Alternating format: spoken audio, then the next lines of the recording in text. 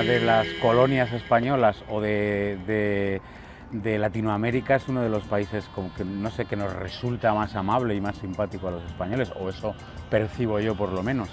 Las razones de eso, del espíritu caribeño que no ha terminado, yo creo, que de impregnar demasiado a la personalidad española, creo que nos atrae mucho.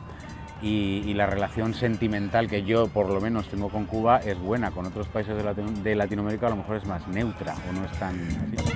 Que vivan siempre, que vivan siempre Cuba. Cuba para siempre. Malecón. Cuba para siempre. La plaza. Cuba para siempre. Santiago.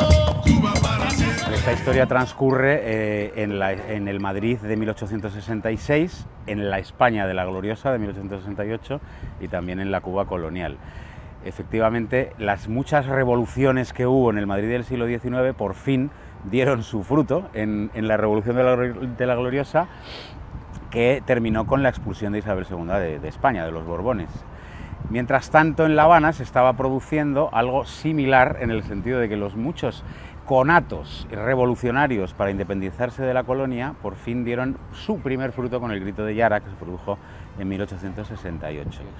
Ese es el paralelismo entre dos lugares muy convulsos, La Habana colonial y la España de todo el siglo XIX, pero en concreto de esos años, y dos lugares muy violentos. A Carmen Mola le gusta la exploración de la violencia. Esta es una historia violenta también, por dos razones. La primera, porque era muy violento el siglo XIX, en los años 60 particularmente, y porque también era muy violenta la esclavitud en La Habana, que todavía regía.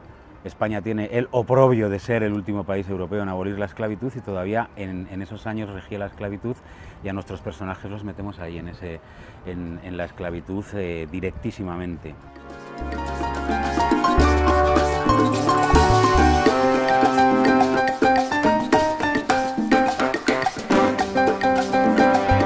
Se traía gallegos y se traía asturianos, sobre todo, y entonces los traían aquí con la excusa de que eran más trabajadores, ¿no? Eran más eficaces los gallegos y los asturianos que los negros de los ingenios, pero esto era porque ya no se conseguía traer prácticamente africanos.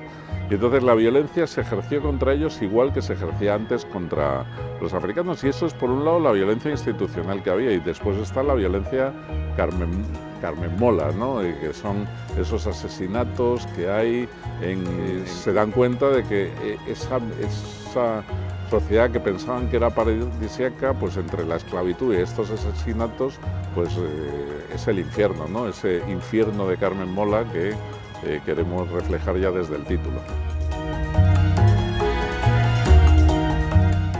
Cuando uno está escribiendo una novela histórica, lo que más le gusta es descubrir que en realidad está escribiendo una novela sobre la época actual y que muchas de las cosas que está poniendo en realidad siguen existiendo.